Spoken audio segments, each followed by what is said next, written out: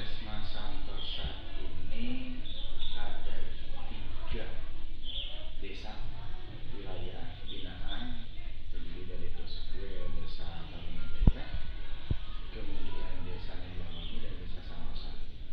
Puskesmas Santosa ini ada kurang lebih 25.000 jumlah penduduk ya, yang ada di dalam Puskesmas Santosa. Yang paling banyak jumlah penduduk itu di desa Tarumajaya, sekitar 15.000. Nah, untuk di desa Santosa dan desa Neglawangi itu kurang lebih 5.000-an.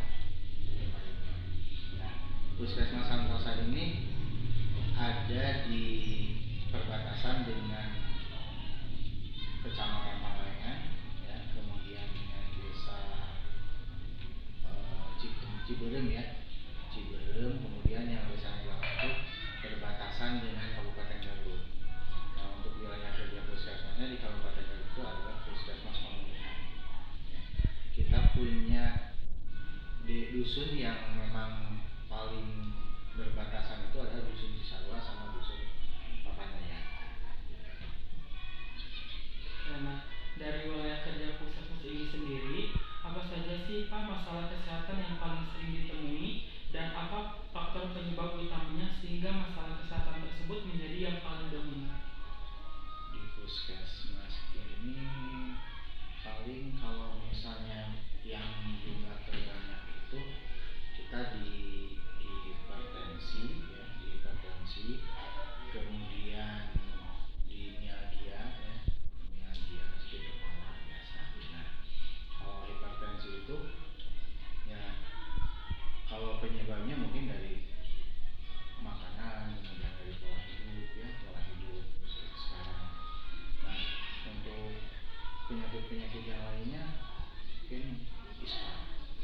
Kalau ispa itu kan biasanya ini kan di cuaca dingin, kemudian biasanya kebiasaan orang-orang sini itu kalau misalnya pagi-pagi subuh gitu ya, biasakan pada bakar ya, si dulu gitu ya, dan biasanya kalau si dulu seperti itu biasanya merokok gitu. Karena memang di sini juga tingkat merokoknya masih tinggi. Mungkin selanjutnya, program apa yang saat ini menjadi prioritas puskesmas untuk mengatasi permasalahan kesehatan di wilayah kerja puskesmas? Untuk program-program kita seperti yang di program pemerintah, kita integrasi layanan primer. Layanan primer itu adalah program pemerintah di mana sasarannya itu situ-situ, terutama yang di posyandu. Jadi posyandu itu sekarang bukan balita aja, tapi siklus hidup dari mulai ibu hamil, ya, kemudian balita, kemudian remaja, anak sekolah, remaja, dewasa, dan juga lansia. Itu. Ya. Untuk program-program yang lainnya, ya integrasi layanan primer ini hampir sekarang seluruh Indonesia harus melakukan integrasi layanan primer. Mungkin selanjutnya,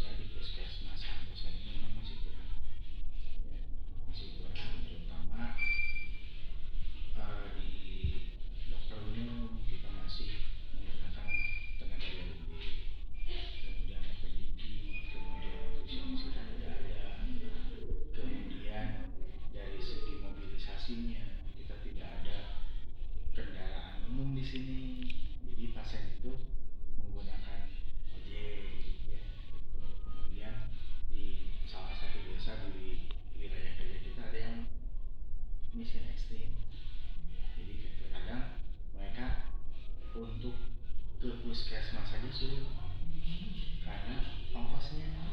Jadi kalau misalnya berobat di puskesmas itu cuma 7.000, untuk kendaraannya harus lebih dari 50.000.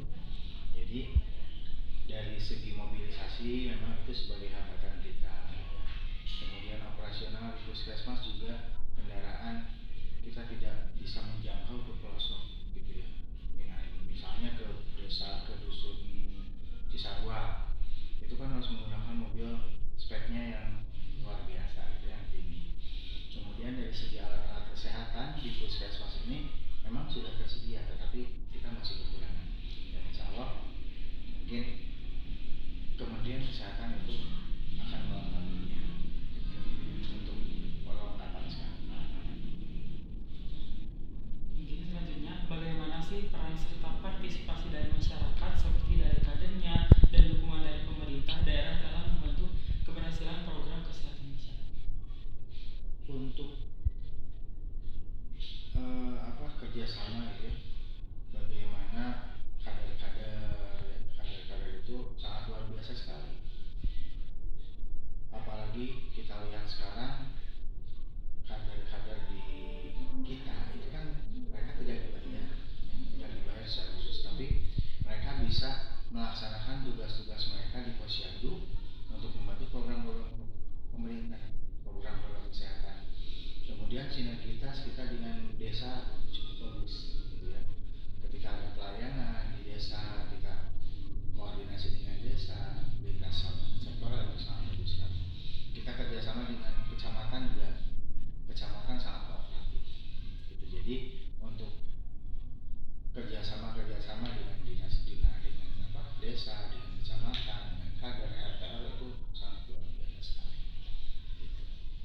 Mungkin untuk yang terakhir Bapak, apa harapan Bapak terhadap masyarakat dan pemerintah daerah dalam mendukung program kesehatan di puskesmas ini? Ya. Masyarakat itu saya harapkan mereka bisa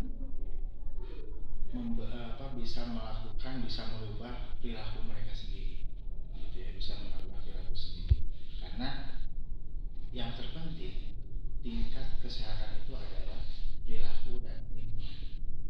Jadi bagaimana mereka bisa bisa menjaga lingkungan mereka gitu ya dengan sehat gitu ya. Kemudian bagaimana mereka bisa melakukan berperilaku sehat gitu ya. Kalau misal nih ada sampah